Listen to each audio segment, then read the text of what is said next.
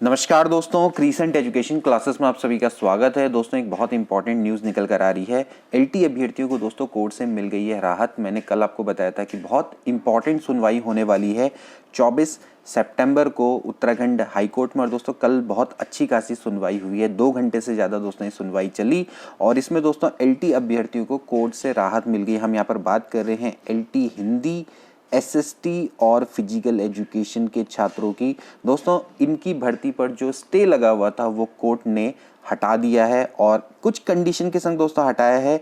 एक प्रश्न जिस पर बहुत ज़्यादा बहस चली, अब इस पर दोस्तों एक्सपर्ट लेंगे निर्णय। किस प्रश्न का आंसर क्या होना चाहिए इसके बारे में मैं आपको डिटेल में बताऊंगा। और बाकी सभी प्रश्न दोस्तों उत्तराखंड हाई कोर्ट ने खारिज कर दिए हैं। तो ये एलटी अभ्यर्थियों के लिए बहुत बड़ी राहत यहाँ पर से मिली है। अभी इसका डिटेल डिसीजन अभी कोर्ट की वेबसाइट में नहीं आया क्योंकि कल तो शनिवार था, वैसे भी शनिवार को कम काम होता है कोर्ट में और आज संडे है तो अभी उसको अपलोड नहीं किया है। जैसे ही दोस्तों मंडे को वो अपलोड होगा तो मैं आपको डिटेल डिसीजन दिखाऊंगा। तो एलटी कोर्ट केस को लेकर दोस्तों आज हम डिटेल अपडेट पढ़ेंगे, एक्चुअली क्या रहा है मैटर इसके बारे में भी जानेंगे। तो चलिए आज की वीडियो को शुरू करते हैं। दोस्तों हम बात करेंगे एलटी रिजल्ट की। देखिए एलटी रिजल्ट दोस्तों पिछले साल दिसंबर को निकला था और इसमें जब फाइनल आंसर की आई थी तो इसमें आयोग ने कुछ क्वेश्चंस के आंसर को दोस्तों चेंज कर दिया था। अब इससे क्या हुआ कि काफ़ी सारे जो अभ्यर्थी थे जिनका 1 मार्क्स या 1.5 मार्क्स से रुक गया तो वे कुछ अभ्यर्थी दोस्तों कोर्ट चले गए क्योंकि आयोग ने पहले जो आंसर की दी थी उसमें आंसर डिफरेंट था और इस बार जो नई आंसर की जारी की थी तो उसमें जो आंसर था डिफरेंट था। कई लोग बोनस की डिमांड करने लगे तो इस कारण से क्या हुआ कि एलटी का जो डॉक्यूमेंट वेरिफिकेशन होने वाला था उस डॉक्यूमेंट वेरिफिकेशन पे पूरी तरह से रोक लगा दी गई थी। अब इसमें ज़्यादातर जिसमें विवाद था वो थे एलटी हिंदी, एलटी एसएसटी और एलटी फिजिकल एजुकेशन। ठीक है, ये 3 विषय हैं। बाकी एलटी आर्ट का मामला भी फिलहाल कोर्ट में चल रहा है, लेकिन एलटी आर्ट का जो मामला है दोस्तों वो एजुकेशनल क्वालिफिकेशन से संबंधित है, उसमें प्रश्नों का विवाद नहीं है।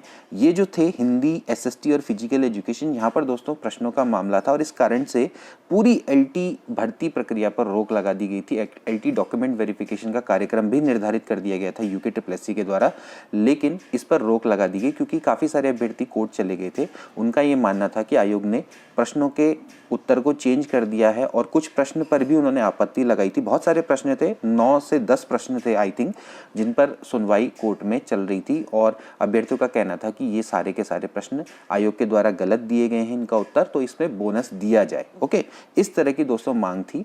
तो ऐसे ही दोस्तों जैसे कि फिजिकल एजुकेशन वाला केस है सुनीता वाला 308/2022, उसने क्या किया था कि पूरे डॉक्यूमेंट वेरिफिकेशन पर रोक लगा दी थी। फिर इसके बाद क्या हुआ, सुनवाई लगातार होती रही और फाइनली फिर कोर्ट ने ये डिसीजन दिया कि जो निर्विवादित विषय हैं उनका डॉक्यूमेंट वेरिफिकेशन करवा दिया जाए और जिनमें विवाद चल रहा है उनमें फिलहाल जब तक कोर्ट का आगे ऑर्डर नहीं आता तब तक फिर उसकी भर्ती पर स्टे लगा रहेगा। तो जैसे कि एलटी हिंदी, एलटी एसएसटी और एलटी फिजिकल एजुकेशन, यहाँ पर दोस्तों प्रश्नों का विवाद था तो ये विवादित विषय थे। बाकी का तो डॉक्यूमेंट वेरिफिकेशन हो गया है, इनका अभी तक डॉक्यूमेंट वेरिफिकेशन नहीं हुआ था।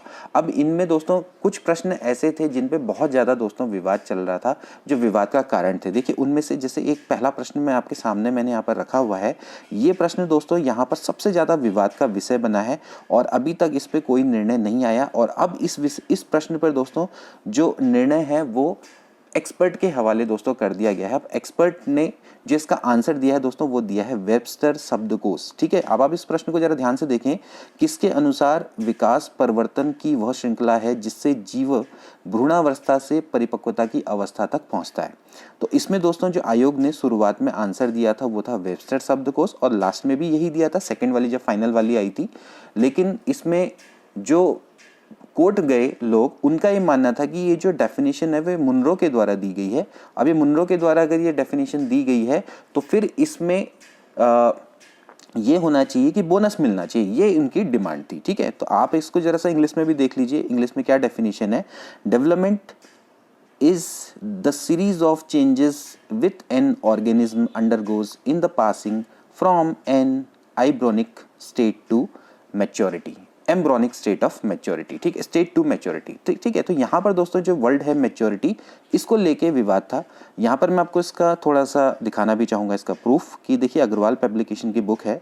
तो यहाँ पर दोस्तों ये डेफिनेशन यहाँ पर नीचे देखिए, अगर आप इसको देखेंगे तो ये लिखा हुआ है, मुनरो के अनुसार विकास परिवर्तन की श्रृंखला की अवस्था है जिसमें बच्चा भ्रूणावस्था से लेकर प्रौढ़ावस्था तक गुजरता है, विकास कहलाता है। अब यहाँ पर दोस्तों ये जो वर्ड है प्रौढ़ावस्था, वहाँ पर लिखा हुआ है, यहाँ पर अगर आप ऊपर ध्यान से देखें तो यहाँ पर लिखा हुआ है दोस्तों कि भ्रूणावस्था से परिपक्वता की अवस्था, ठीक है, यानी कि एम्ब्रॉनिक स्टेट टू मैच्योरिटी। और यहाँ पर दोस्तों क्या लिखा हुआ है, प्रौढ़ावस्था, ठीक है। अगर आप मुनरो की डेफिनेशन देखेंगे तो यहाँ पर दोस्तों क्या लिखा हुआ है, प्रौढ़ावस्था। अब इसमें दोस्तों विवाद था, इनका ये मानना है कि ये डेफिनेशन मुनरो के द्वारा दी गई है। अब आपको दोस्तों मैं वेबस्टर शब्दकोश अगर मैं दिखाऊं, ये वेबस्टर शब्दकोश है, ये अकॉर्डिंग टू वेबस्टर डिक्शनरी है। तो यहाँ पर दोस्तों यह development is the series of changes which an organism undergoes in passing from embryonic state to maturity. तो ये दोस्तों किसके कारण है, अकॉर्डिंग टू वेबस्टर डिक्शनरी, और इसका आयोग के द्वारा आंसर यही दिया गया था। अब इसमें लोगों का यही विवाद है कि वेबस्टर जो डिक्शनरी है उसको हम क्यों माने, इसका आंसर मुनरो को मानना चाहिए। अब इसी में दोस्तों विवाद का हल नहीं निकल पाया। अब फिलहाल ये है कि कोर्ट ने ये कह दिया है कि जो एक्सपर्ट जो डिसीजन लेंगे, अब आयोग के जो एक्सपर्ट हैं वो जो डिसीजन लेंगे वो ही अंत में मान्य होगा, ठीक है। और उनके अकॉर्डिंग जो पहले डिसीजन आ चुका है वो तो यही है कि वो इनका मानना है कि वेबस्टर डिक्शनरी के अकॉर्डिंग ये डेफिनेशन दी गई है, जबकि जो छात्र इसके अगेंस्ट में कोर्ट में गए थे उनका ये मानना था कि इसकी जो डेफिनेशन है वो मुनरो के द्वारा दी गई है। तो आप यहाँ पर साफ साफ देख सकते हैं कि जो एक वर्ड है यहाँ पर मैच्योरिटी है, ठीक है, और वहाँ पर जबकि क्या लिखा गया है, प्रौढ़ावस्था लिखा गया है, ठीक है।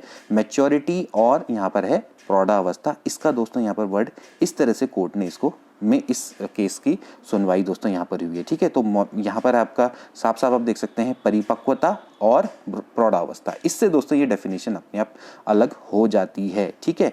तो ये दोस्तों कुछ इंपॉर्टेंट यहाँ पर विवाद चले। इसके अलावा देखिए दोस्तों ये भी एक प्रश्न था जिसमें बहुत ज़्यादा विवाद चला। ये दोस्तों हिंदी का प्रश्न है, डॉक्टर नागेंद्र ने प्रगतिवाद का आरंभ काल माना जाता है, ठीक है।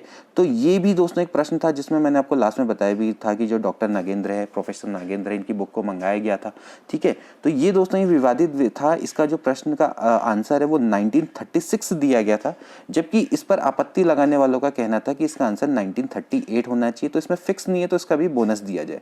तो 1936 से आयोग के द्वारा माना गया और इस प्रश्न को तो दोस्तों खारिज कर दिया गया है। तो मतलब मैं आपको बताऊं तो इसी प्रश्न पे अभी तक फिलहाल विवाद है जो अभी तक चल रहा है, जो कि ये वाला जो प्रश्न है विकास परिवर्तनों की श्रृंखला है, इसी पर दोस्तों अभी तक कोई डिसीजन नहीं ले पाए। इसमें क्या होगा कि एक्सपर्ट डिसीजन लेंगे। इसके अलावा देखिए एक और मुख्य प्रश्न था जिसमें बहुत ज़्यादा बहस हुई। ये प्रश्न को अगर आप देखेंगे तो इस प्रश्न में भी आप देख सकते हैं प्रबलन सिद्धांत के प्रतिपादक कौन है। तो प्रबलन सिद्धांत के प्रतिपादक स्टार्टिंग में CL हल, क्लार्क हल को दिया था आयोग ने अपनी इनिशियल आंसर की में। फिर इस पे क्या हुए, प्रत्यावेदन आए।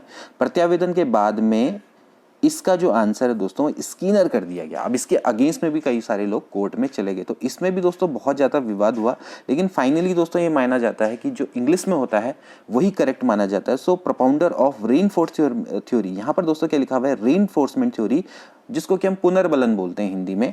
तो उसके जो राइट आंसर है वो स्कीनर को ही माना गया। तो इस प्रश्न को भी दोस्तों इस तरह से खारिज कर दिया गया। तो इसका राइट आंसर स्कीनर ही माना गया है। हाईकोर्ट ने भी इसको एक्सेप्ट कर लिया है। तो रेनफोर्स थ्योरी, अगर यहाँ पर दोस्तों ड्राइव थ्योरी होता लिखा हुआ तो हम इसका आंसर CL हल मानते। तो इस कारण से इसको भी इस तरह से दोस्तों निरस्त कर दिया गया। तो ऐसे ही दोस्तों अब आपके फिजिकल एजुकेशन के भी क्वेश्चन थे और इसी तरह से SST के भी दोस्तों कुछ क्वेश्चन थे। हालांकि मुझे उसके बारे में उतना आइडिया नहीं है, लेकिन जो सबसे ज़्यादा जिन पे विवाद चला है दोस्तों वो एक जो मैंने आपके सामने जो 2-3 प्रश्न रखे हैं, एक तो नागेंद्र वाला, एक प्रबलन सिद्धांत वाला, और इसके अलावा ये जो आपकी डेफिनेशन है वेबस्टर वाली, ये दोस्तों सबसे ज़्यादा सुनवाई इन पर हुई है। और फाइनल डिसीजन में जो आया है वो यही हुआ है कि जो वेबस्टर वाला है इस पर दोस्तों अब क्या होगा कि एक्सपर्ट ही निर्णय लेंगे और फिर उसके बाद DV में बुलाया जाएगा कैंडिडेट्स को। हो सकता है कि नया रिजल्ट आपका निकाले UKSSC एंड देन उसके बाद क्या हुआ डॉक्यूमेंट वेरिफिकेशन की जल्दी ही डेट को घोषित करेगा, ठीक है। तो ये दोस्तों अभी फिलहाल यहाँ पर विवाद चल रहा है। देखिए मैं आगे आपसे यही कहना चाहूँगा, देखिए कि कोर्ट में दोस्तों जाना, किसी भर्ती का अटकना से सभी को नुकसान है। इसमें जिनका सिलेक्शन हुआ है उनको तो घाटा है ही, जिनका सिलेक्शन नहीं भी हुआ है उनको भी दोस्तों घाटा है। देखिए आप देख सकते हैं कि ये कोर्ट में आप देखिए जो ये भर्ती है एलटी की दोस्तों, ये प्रवक्ता से पहले निकल चुकी थी, है ना।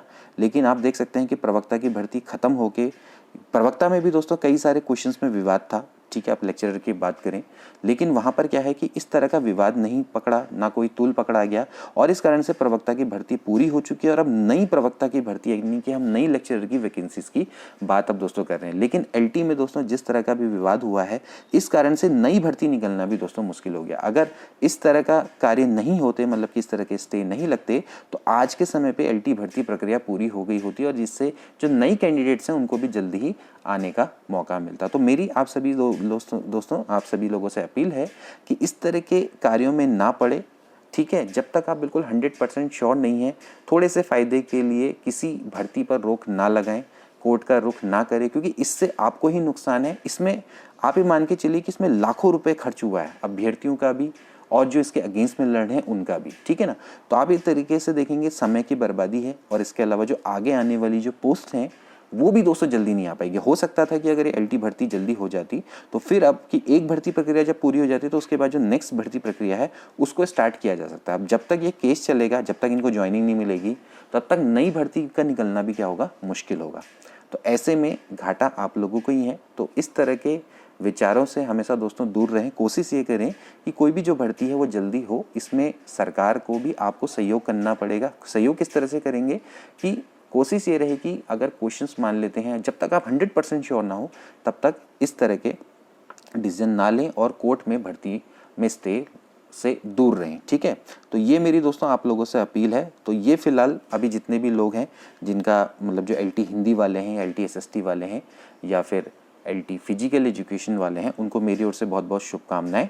अब देखते हैं आगे कोर्ट का जो ऑर्डर आता है उसको देखेंगे, एंड देन उसके बाद उसको स्टडी करने के बाद फिर मैं इस पर डिटेल वीडियो बनाऊंगा। तो आज की वीडियो के लिए इतना ही दोस्तों, मिलते हैं अगली वीडियो में। Till then take care and good bye.